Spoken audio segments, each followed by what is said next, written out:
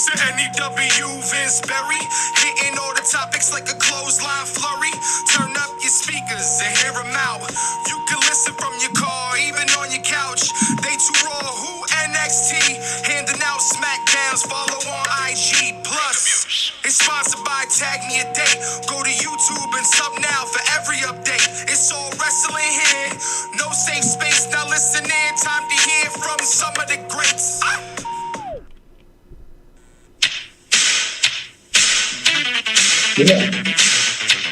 Yeah. Out of all his themes, this was by far the king of hearts. Owen Hart, to me, I think was the best.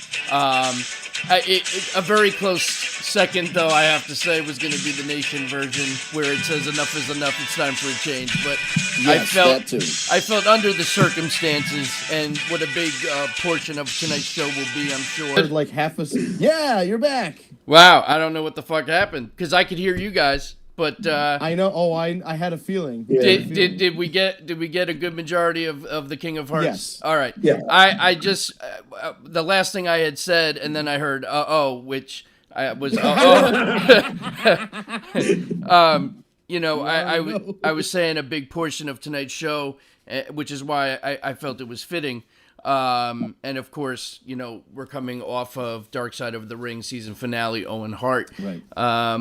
So I figure that's, I think, a good place to start.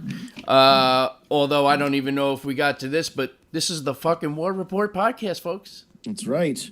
And we're trying something new. I'm sorry to cut you off. What's that? No, what is this? We're trying something new. If you want to be a part of the live show, you can now text or call 845-202-9324. That's 845-202-9324. And we will put you live on the air with your comment, your question. We'll make it a little more interactive. We're going to try it out and see how it goes. If you check our Instagram page, my friend, this has been started since about 4 or 5 o'clock this evening. Oh, okay. Well, I'm behind. I was playing around and... We'll see if it works and see if anybody's interested. Wow. And if you're listening in the playback, you can still text this number throughout the week with your name, where you're from, and any question or comment that you have, and we will definitely address it, and you will be a part of the show. So figure, you know, let's try something new and see how that works. But I'm sorry to cut you off, Vince. Go ahead. No, that was fantastic. I'm glad that we're doing something like that. Now we need one of those things across the bottom of the screen. You know what I mean? Like the call now, like a telethon or something. We need if we have the numbers somewhere, then it'll. But anyway, that's awesome. No, we had Dark Side of the Ring. We had AEW's Double or Nothing pay-per-view, which I don't know if you guys caught it. I caught it, and then I have not. So I'm very. I've heard bits and pieces. I've heard bits and pieces, but I definitely would like to hear your guys' thoughts because, unfortunately, I did not get to see it. We'll rewind. We'll go back to last Tuesday, and we'll start with the Dark Side of the Ring. My initial thought on it is I wish that they had done 2 episodes like they did with Chris Benoit. They're doing an extended version. Okay, good. In fact, I think the extended version will be on this week, if I read that correctly. Right. And just on that same topic, it has officially been renewed for season 3. Season 3. So that's a good thing, and expected new episodes in 21. So plenty of time for them to get some really good stuff. You know, I will say this. You know, over the years... and living through it and literally watching it as it happened, that tragic night, you know, with Owen. And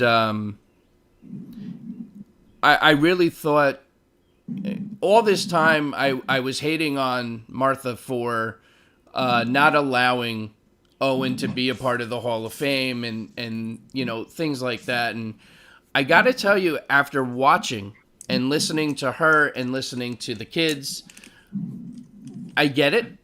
Oh, absolutely. You know, there was definitely what appeared to be some negligence on the part of the WWE and trying to cut corners and save a little money with those hooks and whatnot. So I kind of get it. And You know, it just it brought me back to that night. Like I remember where I was, who I was with.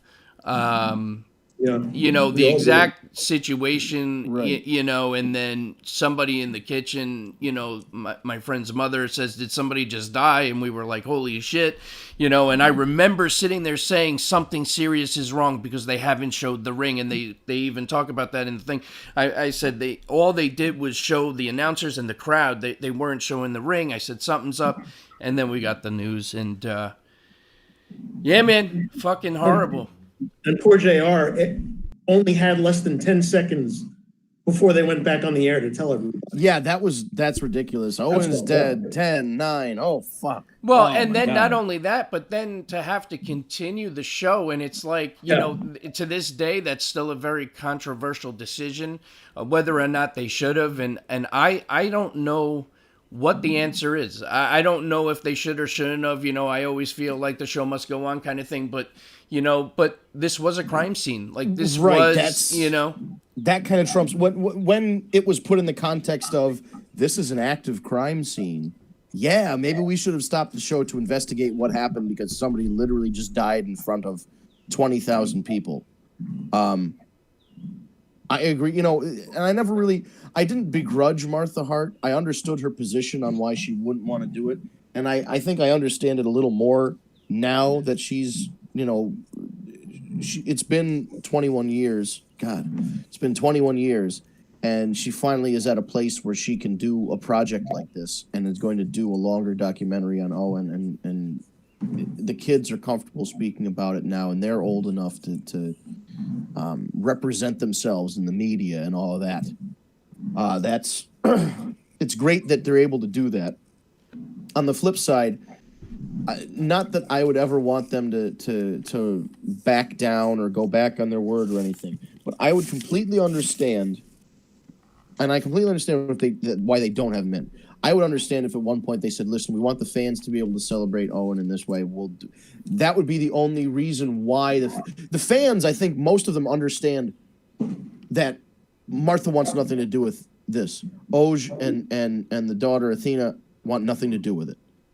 But the fans want a way to celebrate Owen in a public manner. Yeah, but you know what? She looks at it as what the fans want is not her problem. No, and it's not. I'm not. You know, and I get her it. Problem. You know, but I think I might have, in the spirit of when the referee Brian Hildebrand passed away from cancer, in the spirit of when Brian Pillman passed away and they did the Brian Pillman shows, I feel like maybe not this year, maybe not next year, maybe on the 25th anniversary of Owen's passing, the Hart family puts on a wrestling show in Canada to honor Owen. I would love if Brett and Bruce and if everybody could put their shit aside and get all the Hart brothers that are still around and the Hart relatives that are still with us, because there's a lot of Harts, but the you know there's definitely a hole in the family. There's a bunch missing. But if the ones that are still alive can get their act together and kind of get on the same page with everybody, it would be a great moment to be able to have Brett and Martha work together to put a show on with like some of the younger generation of the Harts, and like I don't know, I just feel like there's an opportunity there where the goal that the fans want of being able to publicly celebrate Owen and Martha's wishes of not being involved with WWE, there's a way to satisfy all of that. And I think it's, you know, it could How be though? by I mean, at the end of the day, doing their own. I mean, if they did their own, just in the same way that the Brian Pillman Memorial Show became one of those things that people buy on DVD and they talk about 20 years later, right? they could do an Owen Memorial Show. Brett makes an appearance. The Hart, you know, the Hart brothers, you know, some of the Hart brothers wrestle in some matches. Some of the kids wrestle. They, you know, Dean Malenko comes in. You know, guys that were, you know, close to the whole deal. You know what I mean? Everybody that was friends with everybody. And I don't know. It would be nice for something like that to happen. I know it's kind of far fetched, but I'm just, you know, I'm still a person that wants to be able to acknowledge Owen in a way like that celebrates the wrestling. Hey, listen, don't get me wrong. I'm with you. I would love to be able to do that as well, but yeah, I get it. It logistically would not work out. But you know what's really the thing that got me the most was there was the camcorder, and I'm glad that she had, they thought to document all of this stuff. But they're sitting there in like the airport, or like he's waiting around. He's saying, "Yeah, I'm gonna fly back out tonight,"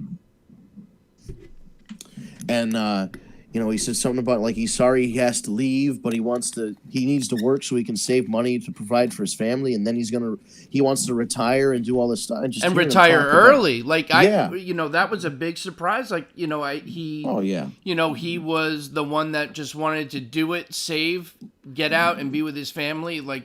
And that's a wonderful thing, but usually that's not the mentality when you get in there. It's I want to be champion, right, exactly, especially not the Hearts. There was a lot of cool things that you learned that you didn't know, and the amount of footage they had was great. I totally forgot that match was against Godfather. Totally forgot that, because at that point it was to win the IC title. Oh yeah, it was an IC title match. I mean, who even knew? And then what's chilling also is when they talk about Lawler, how he went right into the ring when the fall happened, and then like when he came back to, this is before they got word of that he died, but Lawler came back to the booth and he was like JR said, he's like white as a ghost, and he's like just it's not good or something like that. Yeah. Well, I don't know if anyone got to read my blog about this, but I pretty much expressed like the same kind of opinions where I'm totally understanding of the Hearts as far as not wanting to be involved with WWE and having them, get anything, any money in benefit from it, right? Yeah, but for me, I really feel like it's more about the fans than WWE, but I totally respect the decision. Yeah, that's not going to shake out. It's just tough because I would love to see him acknowledged. He has been inducted into the regular Professional Wrestling Hall of Fame. Right, but that doesn't have nearly the, just like anything in the wrestling world that hasn't been acquired by Vince McMahon, it doesn't have the same reach as Vince McMahon's owns stuff. So it's hard because even stuff that he didn't necessarily invent is now his. You know what I mean? Like he's acquired so much of it. But at the same time, I don't really understand this narrative that Owen hated. I don't think Owen hated the business. I think he just. No. I think he was pragmatic about it. You're right. Yeah. No, the tragic thing is that, aside from the ending of the story, is that he was, out of all of them, the best one. Like Brett, I know, was the technical guy. Right, he was the all-rounder. Right. Brett was super technical, but Owen was the character and the and when they let him be a heel, the acting was phenomenal. Like he had me like a bunch of times. Well, I love it when he would do something and I did it all myself. And you're like, but you're like, you knew he didn't. Woo! Woo! He won that second slammy by just accidentally. He came up and grabbed it, right? It was best bow tie. I'm not a nugget. He did the Kanye. He interrupted Taylor Swift. He said, "I'm gonna let you finish, but I got to take the Slammy Award." And just walked off. The 2-time Slammy Award winning Owen Hart. Oh my God! And like when the submission match, the Backlund and Bret Hart. Mm-hmm. What Owen did in that match to get Helen, the mother, to throw in the towel. That's one of my favorite. I know it's such a weird pay-per-view. The storytelling was just so great. Owen was like pleading with, stop the match. I don't want to see Bret hurt in this. And then he turned it around as soon as the match was over. Oh yeah. Awesome. And then emotion. You want to talk emotion? Like something I wrote on the blog is when Bret came to the ring to stop Owen and Bulldog from fighting, and they reunited. Holy shit. I mean, everybody, like Bret's promo, obviously, but the way it affected Owen, you saw, and it was just awesome to see. got me, you know. Yeah, the whole thing was just because He was just everybody so good at saw what he did, every yeah, aspect. everybody saw the potential in Owen, and everybody kind of knew this was Brett's time, but there was a time where it was going to be Owen's chance, and that was on the horizon. And if they didn't fuck it up with this stupid blue blazer thing and have whatever happen, and let him be the King of Hearts, the Black. I mean, I actually would have given him the belt in '94 myself, but I mean, he could. Wasn't there a point he was supposed to win it for like 3 or 4 weeks and then drop it back to Brett? Something like that. In like October, right? They teased. They did something at like a house show in Canada. He won or something. So Anvil came in to a lumberjack match and interfered, and helped Owen beat Brett for the title. And they did a dusty finish where the bell rang. They gave Owen the belt. And he was posing with it, and there are pictures of him holding the belt like he just won it. And then the other referee comes out from behind and goes, "Oh, he didn't, like that interfered, like that Triple H Chris Jericho thing, exactly like that." Or the Rougeaus winning, or the Rockers, right. And so any one of those dusty finishes like that, yeah. So that happened. But it was an opportunity. I think that they wanted, if it went a certain direction, or Vince McMahon was feeling a certain way one day, that would have definitely happened. It's so frustrating to watch this stuff and already know what's going to happen, and then it leads up to this moment where he falls, and it's just like, do we think that he felt he'd say no to Vince? Say that again. Do we feel that Owen didn't want to say no to Vince? Is that because I really think he could have said no to that.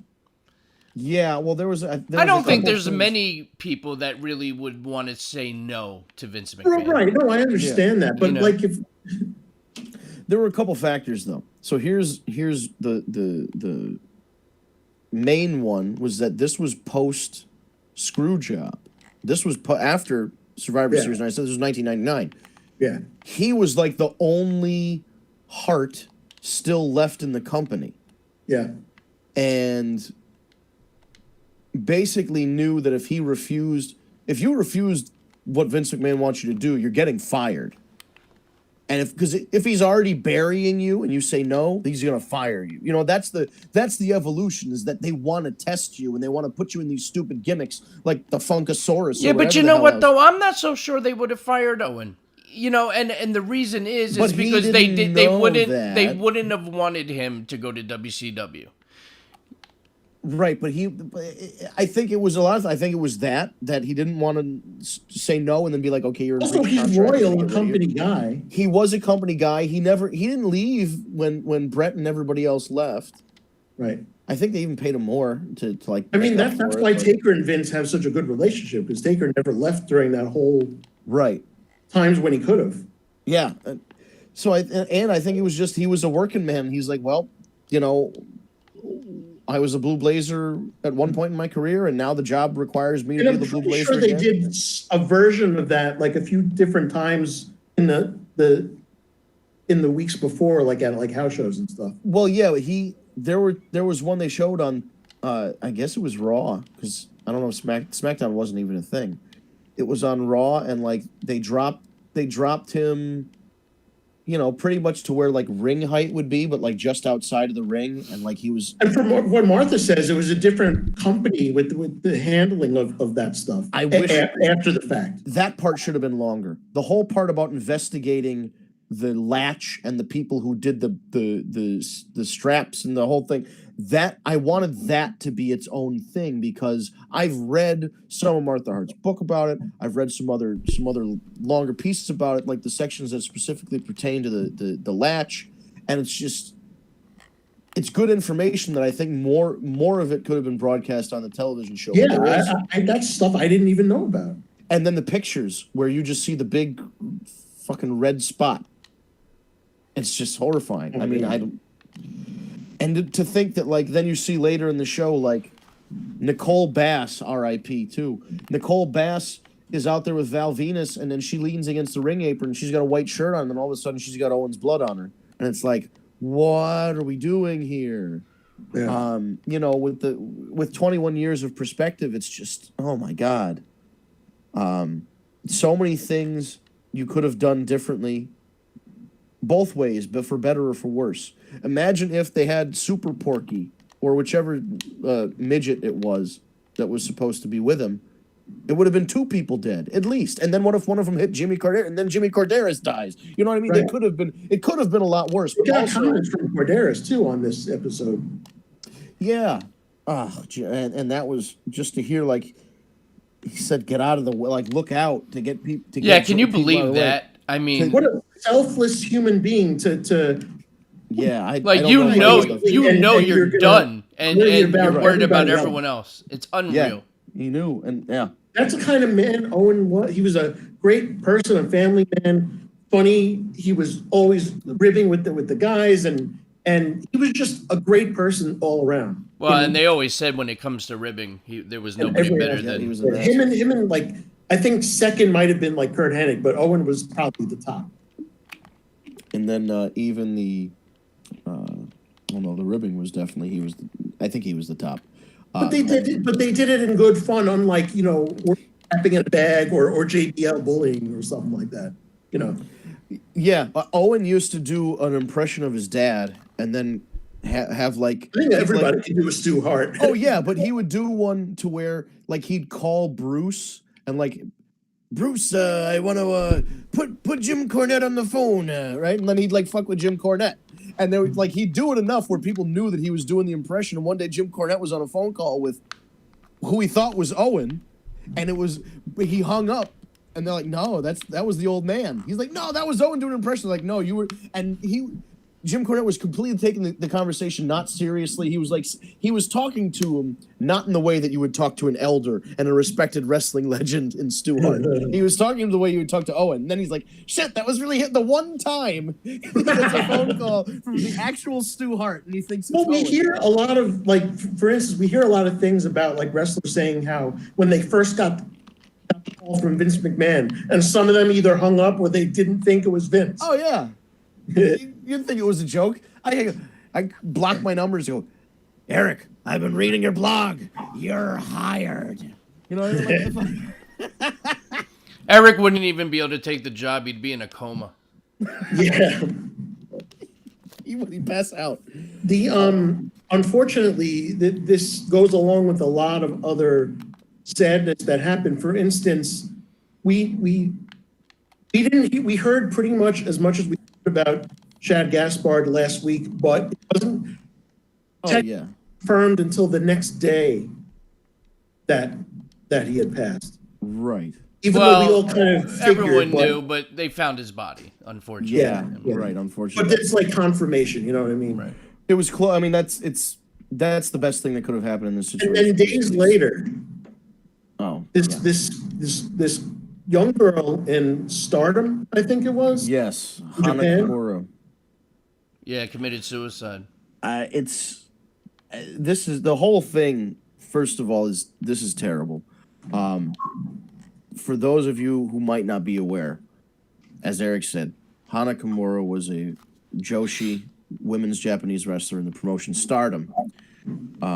Went on to a Netflix reality show called Terrace House, I believe, and she chose to go on that show to kind of promote herself, promote professional wrestling, get people interested in Joshi, which is a very specific style of women's wrestling that is only in Japan and is now just really being seen. You'd see it with the Jumping Bomb Angels a little bit, but now you're going to see it with, like, you see Asuka is more mainstream and Kairi and Io, and they're all mainstream now. But this was a very not secretive thing, but it was really very cultural, and it was her choice. She voluntarily went on this show to try and make people aware of this style of wrestling.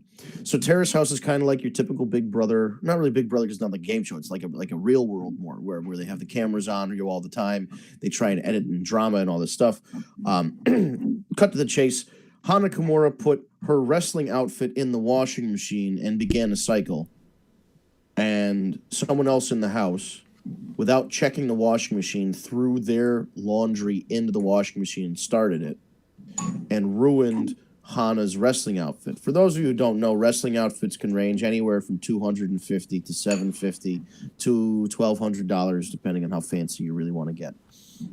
And if you're adding a robe and you're adding all this, it can get very pricey. Very pricey. Just getting anything with rhinestones on it is a pain in the ass because somebody has to glue those rhinestones on individually. So not only do you pay for the rhinestones, you pay for their time. But anyway, it's a very expensive piece of equipment. It would be the equivalent of somebody not checking and running over your shoulder pads for football or your football helmet.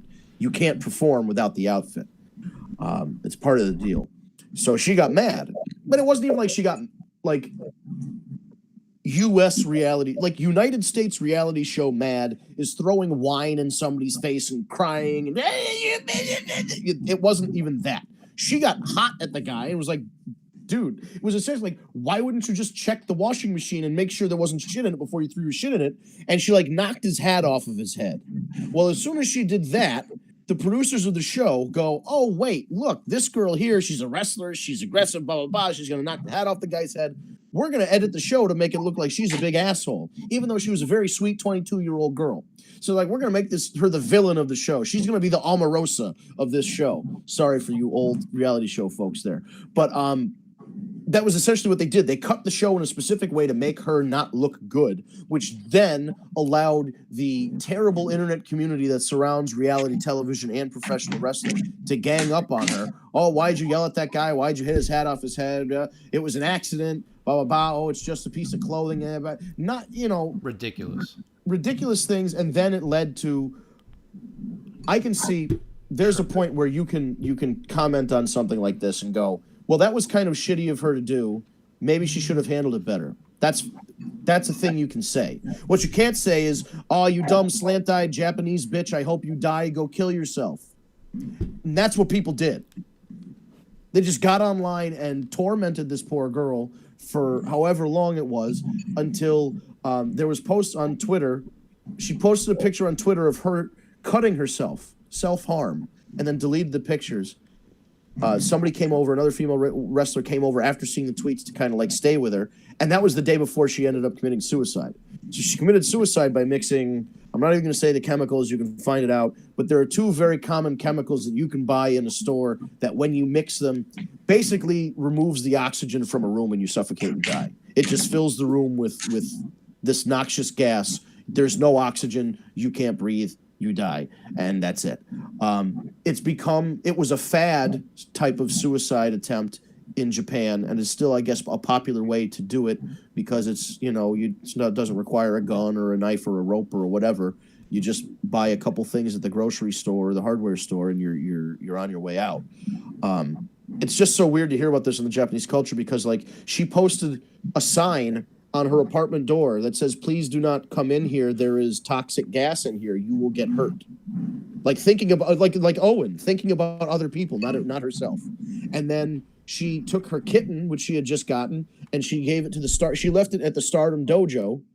And then she left another sign on the door apologizing to her mother, who's also a professional wrestler, that she couldn't be a better daughter for her. And she left like all these other little suicide notes around the room. It's a horrible story. She was only 22 years old and she got badgered to death by human scum. From what I understand, Kairi Sane knew her. Yeah. She was trying to reach out because she saw some of the hate online. And it was like the time difference because Kyrie was in America and she was like too late by the time she got through or something. Right. And it's a terrible situation because it was needless. Again, going back to the Owen Hart situation, it was needless. Who needs on their wrestling show a guy dressed like a superhero dropping down on a rope and then getting stuck and then having to unclasp from his getup? That's unnecessary to a wrestling show. The way people reacted to this segment on a reality show that really was nothing. It was just a conversation that two people were having, and it was very much blown out of proportion. The fault lies with two parties. The fault lies with the producers of this show that chose to portray this young girl in such a way that would get the online hate. And second of all, there's a group of people who are just fucking assholes who do this kind of thing online and badger people and talk about them poorly. And again, I'm all for having opinion. We have opinions on the show. We have a lot of negative opinions on the show. We'll go back and hear any of us except for Sam talk about Baron Corbin. And you'll see that we have some very strong opinions on this show about professional wrestling and entertainment and television and all that stuff. Never once did I hope. I mean, listen, if the guy got hit by a bus, I wouldn't necessarily mourn, but I'm not out there going, "Oh, Baron Corbin, you're just fucking killing yourself." Personal. You know, it's for us. It's about the character, or right. It's about or something like that. It's about the context of judging something within professional wrestling. It's the same theory of, I don't like John Cena the character, but I like John Cena the guy. John Cena donated $40,000 to Shad Gaspard's memorial fund. Amazing. John Cena did 400 million Make-A-Wish visits and all this other stuff. I like that John Cena. I didn't like the John Cena from like 2005 to 2016, 17, who just was the focus of every show until they tried to do the same thing with Roman Reigns. Like, it was too much. And a lot of people didn't like it, but it wasn't like, I never, thought it was a personal knock on this really nice guy, John Cena. Do we want to acknowledge the ridiculous thing that Sunny said, or not even give her time of day? I don't even know what she said. So she's a piece of shit. Yeah. She really is. She basically implied that, like, without saying it outwardly, that like killing yourself is what weak people do, or something like that. Yeah, that's a typical thing that. And she said, I've been called this and that, and I just rose above, and what, fuck you, Well, no, she didn't rise above it. What individual people are going through. She developed a crippling drug addiction and a criminal record. That's how she coped with loss. Some people deal with it differently. Some people kill themselves or harm themselves. She harmed herself, whether or not she realizes it. She self-harmed every time she took drugs leading up to and after Chris Candido's death, because that was her coping mechanism. That's how weak people don't do drugs and get arrested, Sonny. How about that? Fuck. Like, I mean, we could say that about anything, you know what I mean? It's ridiculous. So, I think it's not necessarily a mental weakness. It is for somebody who believes that they've reached the end of the line and they don't see a logical way to continue the way they're continuing, and they want a way out. Whether or not I agree, we personally agree with that decision. But we also don't know if there was already like depression going on. Whatever was going on in our personal life. I mean, listen, if you're a if you're a women's wrestler and you're on social media at all, you're gonna have a bad time. So, unfortunately, that comes with the territory. Like Alexa Bliss. Yeah, right. Like Alexa, you've got your creepy Japanese fans. You've got your creepy American fans who have a Japanese fetish. You got weirdos that don't like Japanese wrestling because they're WWE fanatics. So they'll talk shit. They won't even know who you are, and they'll talk shit about you because you're not a WWE employee. Suddenly that makes you somebody. You know what I mean? Like, as if the WWE contract validates you in some way. As opposed to working in Japan and working for the most prominent promotions over there. It's almost like it doesn't count because it happened in Japan. It's kind of a horseshit thing. But and that's what it is. It's people online who take things that extra step too far from talking about your favorite television show in a critical way and expressing what you do like and what you don't like, and then doing something like this where you antagonize a cast member of the show. And they did it with Rose from Star Wars. Now listen, I'm no big fan of Rose from the last 3 Star Wars movies. I think the character was unnecessary. There was a lot of unnecessary stuff in those last 3 movies, but I'm not going to go hate on this girl who it's only the character. It has nothing to do with anything else. She got her dream job. If George, hey Vince, would you like to star in the next Star Wars movie? You'd be like, shit, put me in green paint, George Lucas. I don't give a shit. Like, I'll be in the stupid, crappy Star Wars movie, but like, to hate on somebody to hate on the girl for being in a bad role, it wasn't her fault the role was bad. It's just, the whole thing is, we can go down the line and look at different examples of this. It's all unnecessary garbage. And it's unfortunately, everybody has a voice. I'm a big proponent of the First Amendment and speaking your mind and having an opinion, but I'm also cognizant that with the First Amendment and the rights that it gives you, comes consequences. The First Amendment is not a blanket of protection in terms of you can just say anything you want at any time. Yeah, you can't like go say fire in the, you know. Right. And also you can't, you know, there are gotta ways be a that line somewhere. Right. There is a line where speech can turn to hate speech. Regular speech can turn to slander or libel or any number of defamatory terms that you could sue somebody for. And that's when it crosses a line. Unfortunately, like I said, there's people out there who just don't have this filter. They don't have the line. They're troubled people who just, they don't have a voice in real life, so they validate their life by having a voice on the internet, because as one of 1,000 voices talking shit about somebody, you're, oh, I'm part of something now. We're all gonna cancel Hana Kimura. Hana Kimura, you know, we're gonna boycott Stardom Wrestling, even though I've never watched it before. Like, whatever the fuck. Like, you feel like, oh, well, I'm part of a movement now. I'm something. I'm somebody. I've got friends. It's like the Dark Order. That's where the Dark Order comes from. Is fucking internet nerds who feel like they're shut in. Like, it's such an on the nose thing. It's almost too accurate. It just really bugs me because she was a young girl and she had a lot of potential. Not just in wrestling. I mean, just in anything. 22 years old is you got a lot of time left. Right, yeah, you got so much time left to figure out what you even want to do. She could have said one day, hey, I don't want to wrestle anymore. I'm 22 years old. I'm done with that shit. And then just go be a chef or fix cars or whatever. Like, whatever you want to do. She had plenty of time to go do it. That's the tragic thing.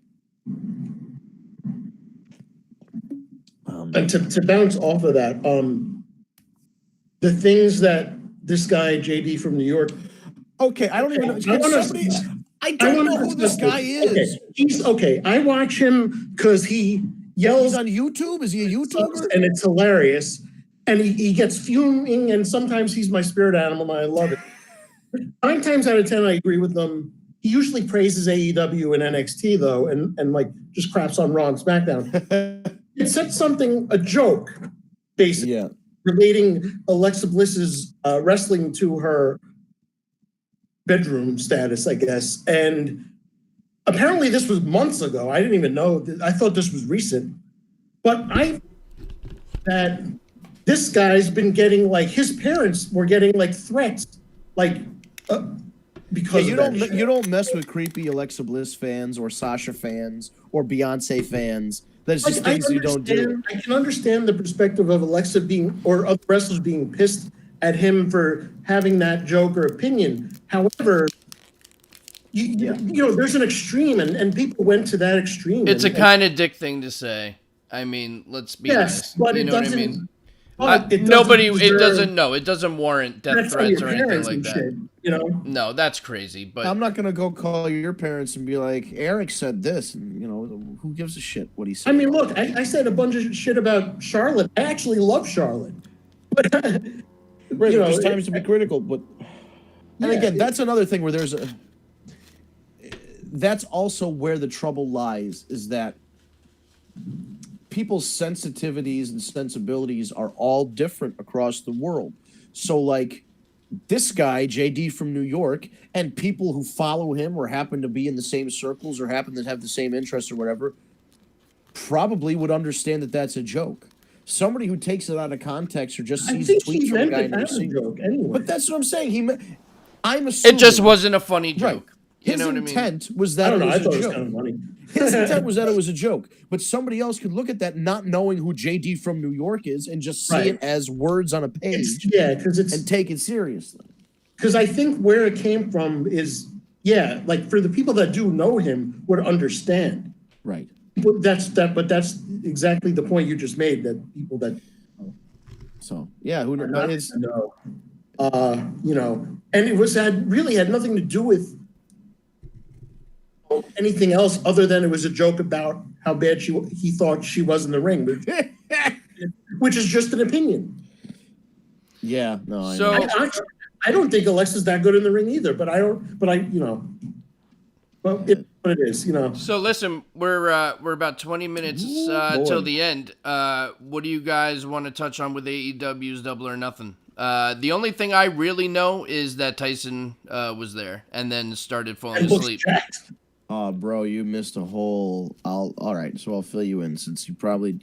It is available, legitimately and otherwise, to view. Let's just put it that way. I'll see it eventually, but yeah. According to Dave Meltzer, both the UFC and AEW pay-per-views this week did very well. So that's good to know. UFC did 700,000 buys. I know AEW is not doing 700,000, but if they can get 100,000 buys, Meltzer gives 5 stars to everything, though. No, yeah, I know, but so here's the deal. I watched the show. They had the ladder match. Their version of the Money in the Bank is actually pretty cool. Instead of a briefcase, It's like a big poker chip. Or something? it's a big poker chip. oh, That was that's pretty cool. cool. I it's, love that you know, they did the do gambling. this whole theme with the whole gambling theme. I love It's all in. Think about it. When you're cashing in your chip and you're gambling your chip for a world title shot. Yeah, that's cool. It's it's very literal. You're cashing this in. I'm going to the window. I'm cashing my chip in. It's like going to the casino. It's pretty cool. Basically, for that match, I have 2 words: Brian Cage. I had 3. Brian fucking Cage. Brian Cage comes out with Taz as his manager. Nice. Brian Cage, the first thing he does is he's carrying a ladder out. All the ladders were painted bright red. He carries a ladder out and rips it in half. Yeah. Oh my God, that was sick. He ripped the joints off of the ladder and ripped it in half. That's pretty crazy. He's a monster. Like when Kane, ripped the cell off, like the door. Right. And then he murdered everybody. He murdered Darby Allin. He just murdered everybody that was in the match, and he won. So he's lined himself up for a future title shot. Against John Someone Moxley. that I used to think was a generic big guy, and he proved me wrong. There was a point where Brian Cage wasn't on the gas and wasn't a very good wrestler, and you would just hear, I would read reports all the time. Well, Brian Cage is at this show. This guy fucking stinks. He's terrible. Yeah. All this When I stuff, saw and he him in wasn't Lucha- good. He Yeah. got so that is the testament. Lucha Underground really got him to that stage, I think. Yeah, and he got to work with a lot of really good lucha libre wrestlers, incorporate that into his style. He's a big guy who can do athletic stuff very quickly. Luchasaurus is a step slower than him, but all of his moves, for me, because he moves so slow, look like they hit you like a brick. Luchasaurus looks great in the ring. So they squared Absolutely him great up. in the ring. They had the 2 guys square up and do a little spot, and it was real good. And there's money in that match down the line. Luchasaurus against Cage. And really, I mean, Cage against Archer, Cage against Moxley. They've Cage against Omega. I mean, shit. This is their roster. Is this really poker shit looking for a title shot? Yes, so it's for a title shot. I'm not clear if it is like a Money in the Bank style, where you can cash it in at any time, Or just like a number 1 contenders kind of. or if it's right. Because I thought I heard something about Tony Khan saying that Brian Cage's title shot will be at Fyter Fest, but they're unsure of where they're going to hold it because Fyter Fest this year was supposed to be in the UK. It was supposed to be their first UK pay-per-view, and they had to cancel it, which stinks. It would have been in like June or July. And it would have been like one of the in-between, like one of those $9.99 kind of pay-per-views. Right. But it would have been their first one in the UK. And that would have done well because Tony, the Khan family has relationships with they own a soccer team or a football team over there. So they have ins with stadiums. I'm sure they have their own fucking stadium over there too. It's great. So that was that, but it's canceled. So they're reconfiguring that for either Florida or Georgia or wherever they hold the show. Cody actually beat Archer, which I thought was not going to happen. In a match that everybody but me thought was overbooked.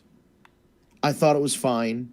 I thought it was exactly what it needed to be because when they got down the final stretch, there was a flip-flop and fly. Cody hit Archer with a DDT, but Archer hit Cody with a spine buster as like, I did your coach's move, so I'm going to do your coach's move, that kind of deal. And there wasn't an over amount of interference from Jake or Arn. Right. And unfortunately, the only thing that I will knock that match for is Mike Tyson didn't knock anybody out. All I wanted was Mike Tyson to punch somebody. I don't care who it was. Punch Pineapple Pete. I hate that guy. I wonder why. I wonder why they wouldn't have done just one little jab like he did with DX, and that whole thing. Well, I feel like maybe because he's actually trying. Like, the whole reason this happened is that Because he's making a comeback. Right, Bleacher Report is supposed to be the carrier that carries his comeback pay-per-view, and Bleacher Report is the one that has the relationship with TNT and Warner and all that stuff, and that's how they do the AEW pay-per-views, through Bleacher Report on streaming services. So, yeah, Tyson looks like an animal, though. I've been seeing some training videos. The gray, with a shaved head, the gray beard. He's got that old man, that dad strength. It's like he puts down the keg after playing softball and then just goes and whoops some guy's ass in the parking lot. Like, that's exactly what he looks like now. He looks like. And of course, he's got the psycho tattoo. The face to him. Somebody said there was a screen cap of Mike Tyson handing the belt to Cody, the TNT belt, and it said, "Mike Tyson awarding Cody the championship for world's worst facial tattoo." Son of a bitch! Like, that was a little too close. Like, that's pretty funny. Yeah, because they're talking about the two guys that have these shitty tattoos. He gave him the title because he was like passing the torch to Cody. That was a good match, though. I like that. Moxley beat Brody Lee in a very good match. Brody Lee's great in the ring. And those two have had great chemistry together. They did. Like, their WWE matches were good too. Brody Lee had new gear. He came out and wrestled like he had something to prove. Him and Moxley had like a wrestling. It was it reminded me a lot of a Japanese wrestling match. There was a lot of grappling. There was a lot of ground stuff. There was a lot of stiff strikes. It was great. Jungle Boy MJF might have had the match of the night, believe it or not. Really? MJF won with a reversal into a pin. They had a lot of catch as catch can stuff. It was very catch wrestling. It was very not flippy. It was reversals. It was counters. Like Malenko Guerrero, like that. Yeah, and that's high praise for two very young guys. But they really, they went out there, and MJF. I'll say this: I worked with MJF a handful of times several years ago. He was not very good in the ring. He could always talk. He always had that attitude and the promo skills and all that. But he just didn't have it between the ropes. And he has improved so much. This match proved that he was at that level. He's come a very long way. And Jungle Boy, even though he lost, is at that level too. I think Jungle Boy, now that there's that TNT title, you've got an opportunity for guys like a Jungle Boy and a Luchasaurus and whoever to get in the mix against Cody. And hopefully he defends it against a bunch of people and then drops it to Archer down the line or whatever, and then Archer can have a big run with it. And but yeah, MJF, Jungle Boy might have been match of the night, and then the it's not it is a wrestling match, but it's different. We'll talk about this. We have a couple minutes. Stadium Stampede. I want you to, Steve, and this is going to be bold. Okay, I'm listening. This empty arena, cinematic, whatever you want to call it, style match was better than the Funhouse. It was better than the Boneyard. It was better than Gargano Ciampa. It was better than Edge Orton. It was everything I wanted in a match where they wrestled in a football stadium. No kidding. They came out through the tunnel with the smoke and the pyro, like, and the inner circle football gear. It was awesome. Wearing football jerseys and helmets. And the cheerleaders on the drum line were there. The 50-yard line had the AEW logo and painted on it, and then the ring. The two end zones, one had the inner circle logo, one had the elite logo. Adam Page rode out on a horse. They had an old school Western bar brawl where Jake Hager took Adam Page and dragged him across the bar and knocked all the glasses off of it. Sammy Guevara got beat the fuck up by everybody, and then at one point he took a bump from a sprinkler. The lawn, so the lawn sprinkler popped up and shot him with the water and like hit him in the nuts, and he fell over and took it. And then like every time he tried to get up, it was like when they had the beer bash, and every time Vince tried to get up, he was getting hit with the beer. Every time Sammy tried to get up, he was getting hit with the sprinkler, and he'd take another bump. It was ridiculous. And It was fun. And then the big spot was Sammy dying again because Kenny Omega took him and leapt. It was a very big jump. It was literally from like the top of one of those tunnels to the ground, but there was a crash pad, like a break. There was a thing that looked like a almost like a camera stand, and then there was a crash pad under it. But it was a long fall, long enough for you to watch it and go, they're still in the air, and then they hit. Like that's how long it took for them to drop. It was like a roller coaster ride. There was backflips off the ring posts. There was Chris Jericho threw the challenge flag, and Aubrey had to go into the tent and watch the replay. Like there was just all kinds of crazy shit happening. Yeah, I'm definitely gonna have to check that out.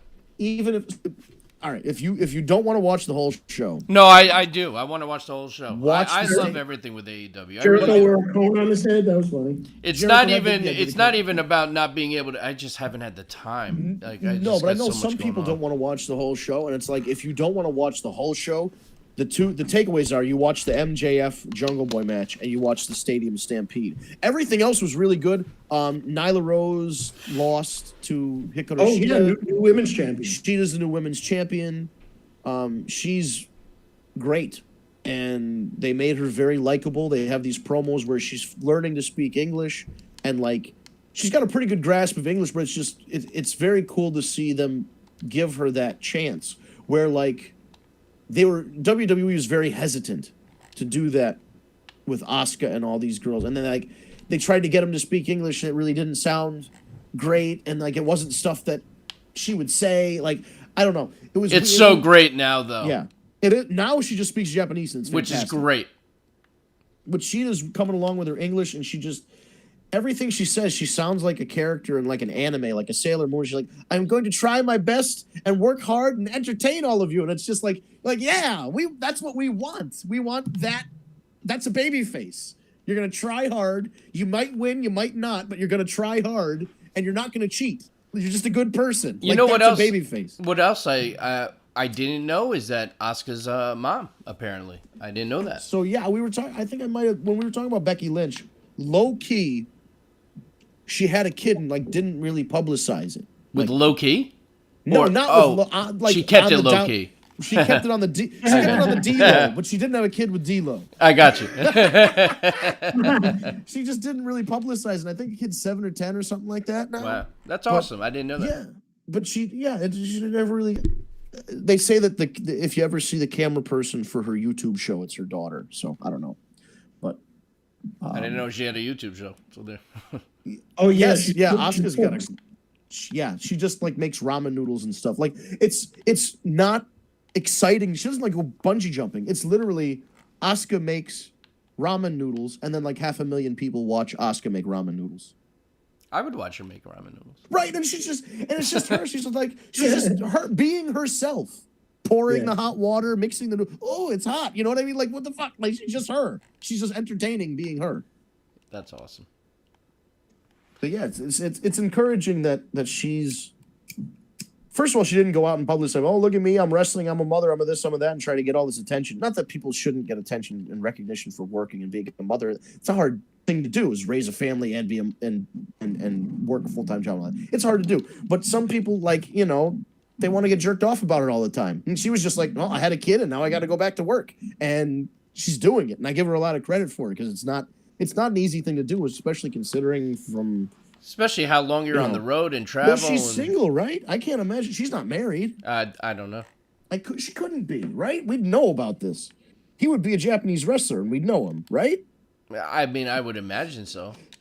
I don't even know. I have no idea. Like I said, I didn't even know she had a kid. So, you know, but you know, good for her, man. It's definitely not easy. So listen, Raw. We had NXT in the crowd. Made quite a difference, in my opinion.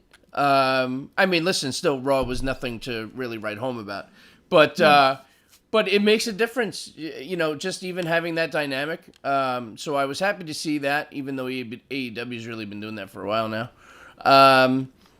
And I mean, there were some cool moments, I guess, in the show, but it just wasn't anything crazy. How are we feeling about Backlash? Are we excited? Do we care? What are our thoughts?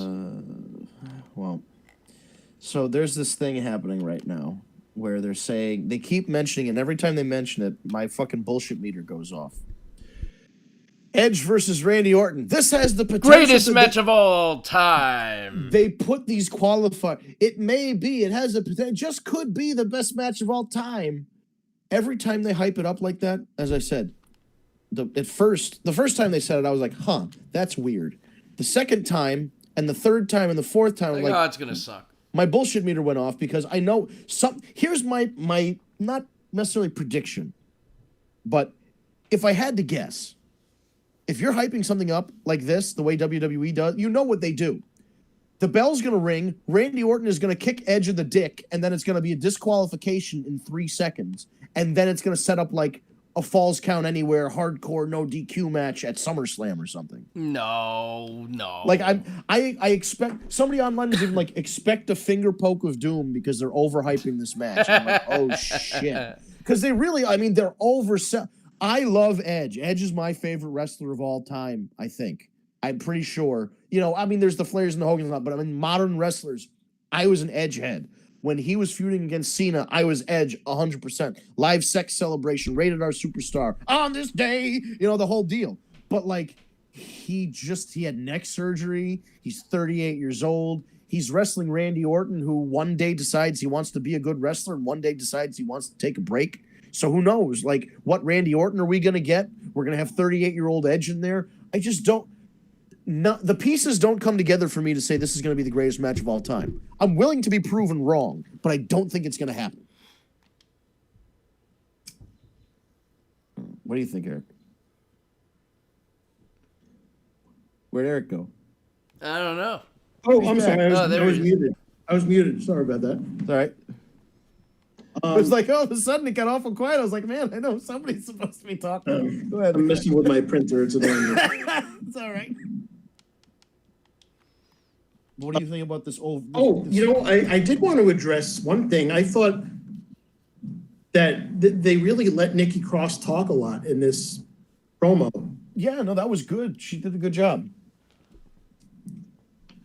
I like thought she's that was... finally like coming into her own and And they're giving her a chance, yeah. Which is nice. I'm enjoying the Street Profits and the Viking Raiders. I am. I think all these little things and what you can do, I can do better. I think has been hilarious.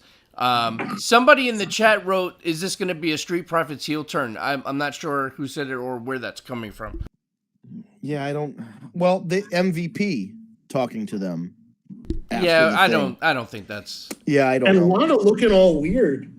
All right, thank you. Yeah, what the fuck was that about? She looked oh man. I was like, who is that chick? Yeah, Eric literally didn't know who she was, and it took me a second to realize because I don't know these.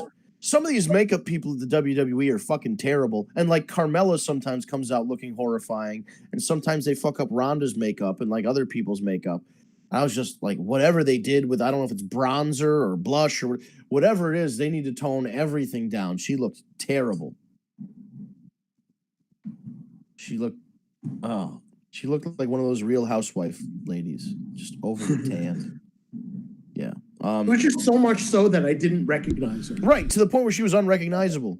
It was the way like her features, like, because, there are certain parts of your body where like a tan darker than other spots. And like her cheekbones were like really dark. And like her hair was darker than it usually was because she went back to like brunette instead of having like her blonde hair. She really did look good. Talking to MVP. I was like, what's going on? And she doesn't have the Russian accent anymore. So how would you know? As soon as he said your husband, I'm like, oh, right. You're like, oh yeah, because I saw that you said who is that, and then a second later he said the husband. They were like, oh, he caught it now. But Steve, I kind of agree with you. I think these War Machine Street Profits things are very entertaining. Warbeard is hilarious, and like somehow they keep saying like he's the cute one of the group, which is just like what the fuck. It's pretty great. That's pretty great, and he like him stuffing the turkey legs into the golf bag. I mean, how can you not like that? But it's just basically what happened was they're not they're no longer Demolition. Or the Road Warriors. They're now the Bushwhackers. Like they went from the sheep herders to the Bushwhackers. Yeah, but they're like much more badass than the Bushwhackers ever were. You know what I mean? Like, yeah, but it's still like it's a goofy. Like now these guys are like wearing kilts and going golfing and shit. It's like I don't want to say it ruins the mystique of them because I mean they're still big guys who can wrestle really well. But it's like it's a little different now from like. Yeah, no, war, I get it. It's giving them Raiders, even more of a deal. personality than they should kind of. I get it. The segments grew on me because the first basketball one I thought was fucking stupid. It was so funny. For that one. And then it kind of grew on me as the weeks went by. So I'm like, okay, I kind of get what they're doing. There were funny moments. I just thought like it didn't make like to me. I'm like, they just ruined the Viking Raiders. That's what I thought. Well, I kind of thought that too. I mean, I don't know what's going to happen with them past this, but like when they were doing the basketball thing, I was like, okay, if the joke is that the Vikings really knew how to play basketball the whole time, why wouldn't they surprise them during the middle of the game and then like come back from behind and win? That actually would have made it even better. Right, that's what I'm saying. If at one point, the Street Profits were up 79-2 or whatever it was, and then all of a sudden Warbeard gets the ball and they cut to him dunking. And they're like, oh, white boy can ball. And then, like, they do the whole white men can't jump thing where they're hustling him the whole time. And they bust out some NBA Jam things. Yes, he's heating up. He's Boom, on shaka-laka. fire. Oh, man, that would be great. But so that didn't come out great. But then the axe throwing one came out okay. And this golf one, I mean, shit, little big guys at a little mini golf course is always going to be it was funny. And then want you guys to keep it down a little bit. What was the crocodile thing about, or the alligator? Because I know they were trying to film it in a way to make the alligator look bigger than it was. Right. It was. But it was definitely a baby alligator that Warbeard could have eaten if he wanted to. And they were acting, oh my God, it's an alligator. Like Warbeard could have walked over and stepped on that thing. But I like it. They're doing some comedy. It is what it is. It's helping us get through. It's getting us through the 3 hours. But on that note, it is top of the hour. This this went pretty quick, especially with Owen, man. So yeah. This is so it was 21 years just a few days ago that I mean it's so weird to think that Owen's birthday and the day he passed away were separated by just not very long, just a couple weeks. And 21 years later, people are still talking about the legend of Owen Hart. And fewer and fewer people exist now that experience the legend firsthand, but those that do still keep it alive. And in the same way, you think about Shad Gaspard, while, never a world champion, was certainly a fixture of television for a number of years, did some memorable things, and then did the most memorable, most notable thing you could do as a human being in giving up his life for another person. The man went out a hero. And namely his son. And, he willingly sacrificed his life so that his son could be rescued. And,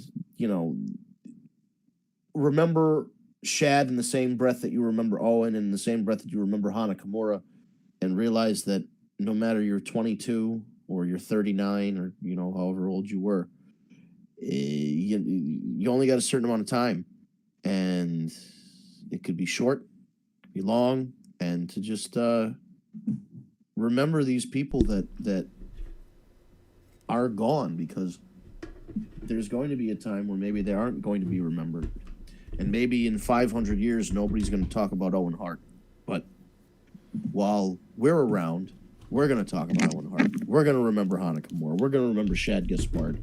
And the people who were tragically taken from us in a business that tragically takes people from us way too frequently. So too soon in terms of their youth, and too frequently in terms of how many times it happens. So hopefully this is something that gets better as we continue on in human existence, but we'll see.